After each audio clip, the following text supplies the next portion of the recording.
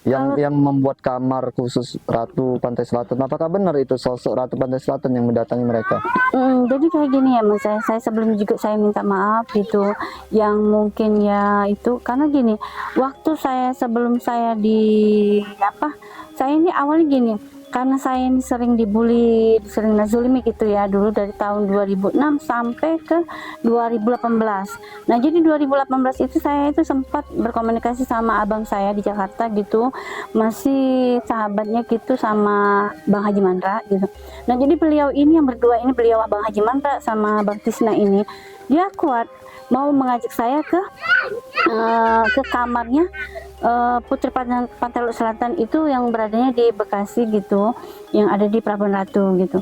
Nah begitu saya mau berangkat besoknya, ternyata di kamar orang tua saya itu udah ada datang sosok dari kayak raja gitu datang, terus ternyata menegas saya kayak gini, kamu tidak boleh ke Pelabuhan Ratu kamar itu, karena di sosok datang ke situ bukan Putri Pantai Selatan, bukan Nyerok Kidul gitu, itu sudah banyak jin-jinnya kayak gitu. Oh, jadi terkait hal-hal tersebut bukan Ratu Pantai Selatan ya? Bukan. Yang ada yang di kamar dibangun khusus Ratu Pantai Selatan, ada orang bertapa 40 hari, 80 hari berharap mendapat kesaktian dari situ. Ternyata semua itu tidak ada benar. Menurut Mbak Ida itu bukan Ratu Pantai Selatan. Bukan. Jadi, nah yang lebih lagi yang saya unik lagi kayak gini. Jadi saya ambil, saya saring dulu gitu terus. Jadi saya dituntut, saya disuruh cari pemakam pemandian 3 sumurnya Pak Soekarno. Nah, akhirnya saya itu dikasih kemudahan gitu. Saya awalnya mimpi dulu, saya dikasih sama mimpi presiden, saya dikasih uang. Akhirnya besok saya berangkat, dapat rezeki gitu. Di situ saya dimudahin juga, jalan situ ketemu mbah-mbah. Akhirnya saya ketemu di situ. Akhirnya saya ketemu sosok ketuanya juru kunci Parangkusumo sama Parangkritis. Oke. Nah di situ itu saya ketemu sama itu pertama itu saya diajak sama orang warga situ di tempat sekitar. Itu Nyai bilang kayak gini, kamu jangan percaya orang itu mafia. Pada saat itu saya bodoh, mafia itu apa sih? Ternyata saya tanya sama orang, mafia itu mungkin ya banyak yang mengada-ngada gitu. Terus sudah akhirnya saya jam setengah 11 malam saya ke Batu. Ada katanya di situ ada penampungan batu kayak gitu, karomah situ banyak gitu. Akhirnya saya ke sana. Nah saya ke sana itu di situ sosok katanya ada raja dan putri 2. Saya di situ saya duduk mentangin tikar, terus saya bentang tikar, saya kirim Al-Fatihah, saya ambil air gitu. Sedangkan di situ warga di situ banyak berkunjung datang menggunakan garu dengan kembang. Jadi saya tidak pakai seperti itu. Saya duduk, akhirnya raja itu datang. Nah raja itu berkomunikasi sama saya, sama putri itu. Dia bilang kayak gini, saya tidak suka tempat ini dipakai buat kayak dipanggil sama garu sama kembang. Jadi saya bilang kenapa gitu, karena yang datang yang mereka sosok minta, dia bicara kayak warga, kayak saya ini anaknya gitu. Terus orang warga banyak datang sini dari kabupaten banyak yang minta yang kayak kekayaan, minta yang kayak ibarat keberuntungan. Katanya itu yang mereka sembah itu adalah jin yang datang, bukan dia. Oh, bukan Ratu Pantai Selatan. Bukan yang raja tadi. Oh, bukan raja. Itu mungkin banyak yang hal leluhur yang begitu seperti Putri Selatan ini ya. Banyak gitu di situ. Itu ada raja satu gitu, pakaiannya warna hitam gitu, dia nggak berbaju kayak rompi gitu, pakai celana dia berdiri di atas batu sama perempuan 2 putri itu. Terus dia bilang kayak gitu. Nah akhirnya dia bilang kayak gitu, aku baru mengerti gitu. Ternyata dia ini selama orang sembah ini bukan dia yang datang. Ternyata jin. Jadi saya pikir kayak gini. Jadi kalau si raja bukan raja, jin, mereka nyembahnya jin. Iya katanya.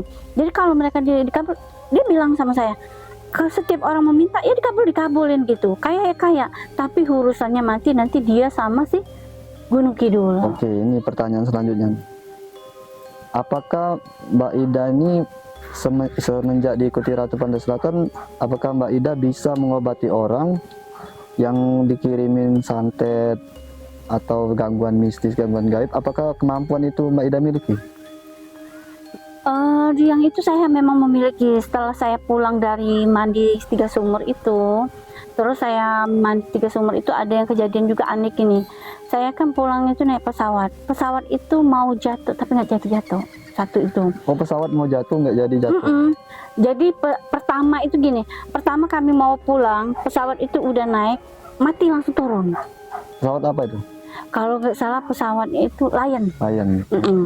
Itu Landas, dia landas, habis itu tiba-tiba mati langsung turun.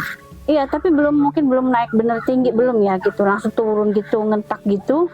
Udah lama mungkin kita nunggu sejaman gitu, akhirnya naikin lagi, terus naikin lagi.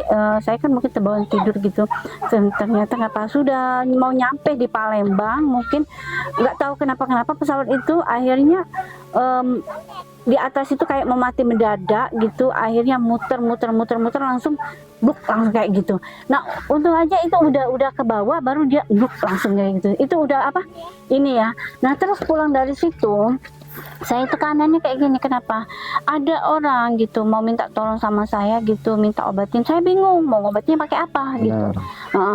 Yang sedangkan mau ngomong kakinya itu kanan kiri itu udah koreng gitu, udah tulangnya kelihatan gitu.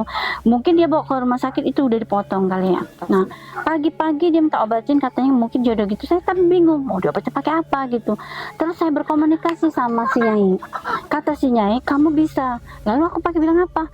Kamu ambil daun sirih, terus kamu kamu cari minyak kelapa. Kalau minyak kelapa, cari minyak makan. Terus kamu cari antibiotik gitu. Terus kamu bacain terus salawat gitu. Terus sampai kamu kasih sama dia.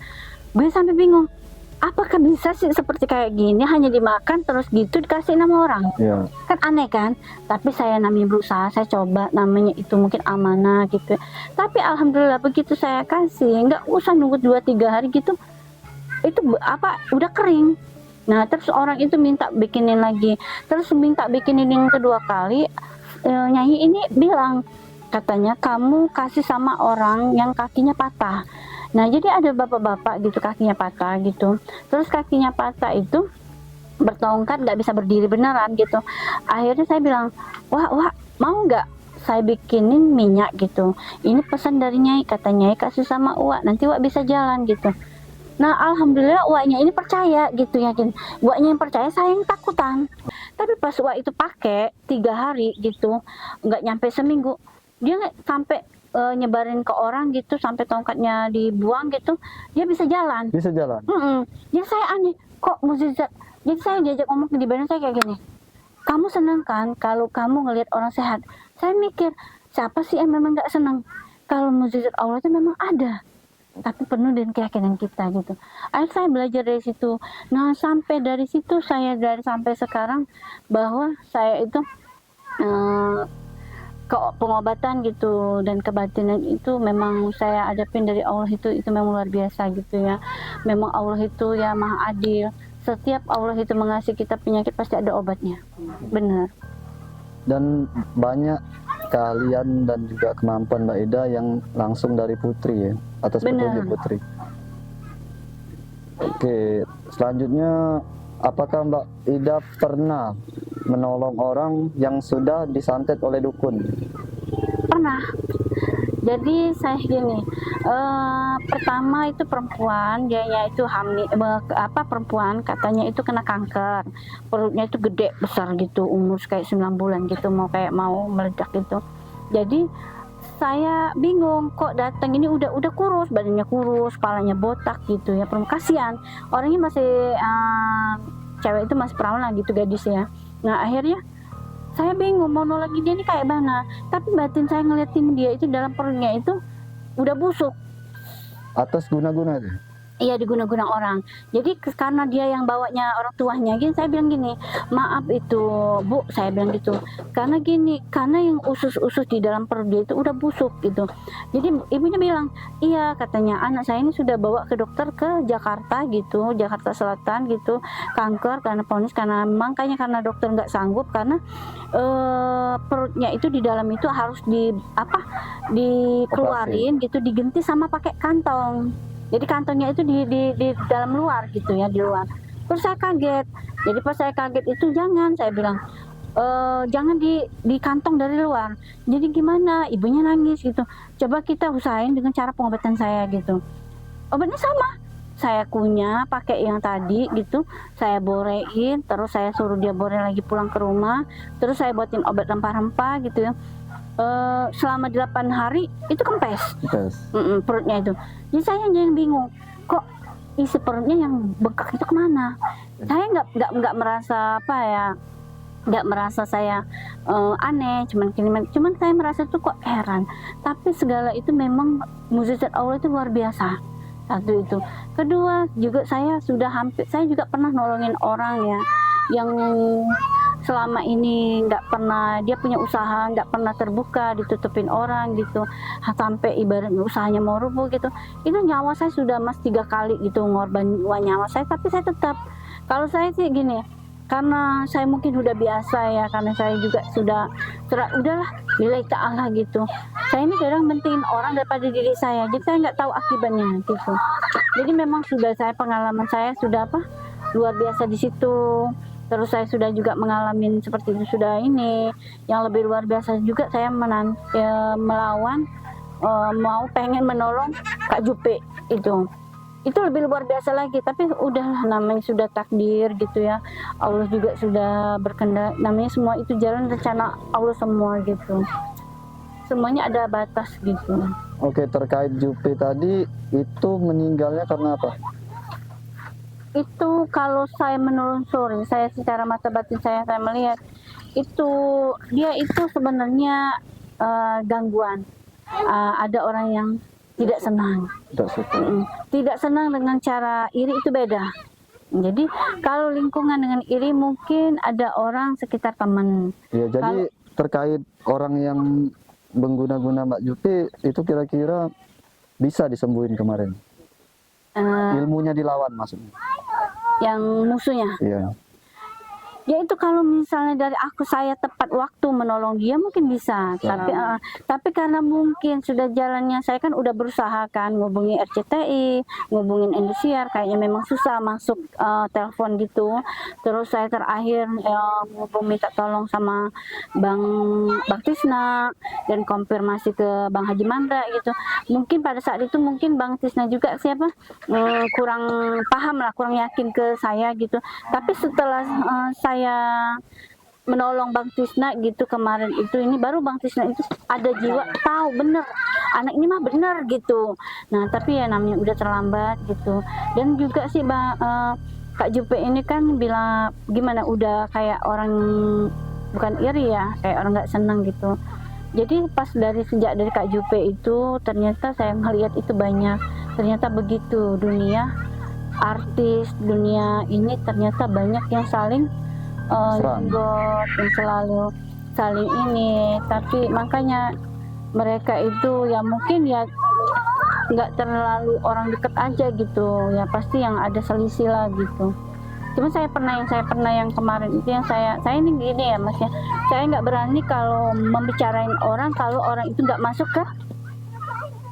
ke alam gaib saya gitu. Yang saya cuman pernah saya alamin itu ya, itu si Olga, Kak Jupe. Nah yang sudah di mereka ini yang saya cuma tahu yang agak-agak yang udah ada gangguan gitu, itu Kak Sule gitu, kayak Raffi Ahmad gitu, kayak istrinya siapa Anang gitu. Oh itu semua sedang diserang itu? Benar. Kayak sama Ruben gitu. Itu saya bukan menebak-nebak. Saya kayak gini. Kalau saya udah berjalan mimpi melihat mereka, berarti mereka pasti ada masalah. Oke, sebentar. Ini yang disampaikan Mbak Ida tadi, nama-nama artis yang pengen diobati Mbak Ida, silakan hubungin nomor di bawah ini. Karena niat Mbak Ida ini adalah menolong kalian dari serangan orang-orang yang iri. Oke, selanjutnya jadi artis-artis ini banyak tidak suka, tidak senang dengan cara mengirim dukun, mengirim santet gitu ya, menimbulkan penyakit. Iya, kalau saya sih, saya tuh misalnya berjalan gini, saya itu juga aneh ya, masih kayak gini. Misalnya saya itu mimpi saya itu nggak terlalu tiap malam, tertentu gitu. Kalau saya mimpi ini saya perhatiin ya, nggak usah ke orang mereka artis gitu ya, ke saya aja gitu. Ada orang yang nggak senang sama saya gitu, jadi saya ini masuk, saya bisa melihat mereka tapi mereka nggak bisa melihat saya. Nah, jadi mereka itu mainnya boneka di depan saya. Begitu boneka itu dicucinya pakai jarum di dada, kok dada saya sakit. Terus dia lagi dicopotnya lagi gitu, ditusuknya lagi itu boneka di perut, kok perut saya sakit. Nah, seperti itu juga saya ngelihat kayak kejadian yang mereka gitu, Kak Sule gitu. Kalau saya melihat Kak Sule itu waktu itu dianya kayak gimana ya, aura rumahnya itu kayak panas. Terus saya lihat Kak Sule ini kayak langsung kayak ada merasa sakitnya itu tiba-tiba kok hilang gitu. Terus seperti kayak Ruben juga kayak gitu. Terus istrinya Mas Anang juga saya ngelihat pokoknya yang luar biasa gitu, yang aneh lah, yang tentang gue gitu ya.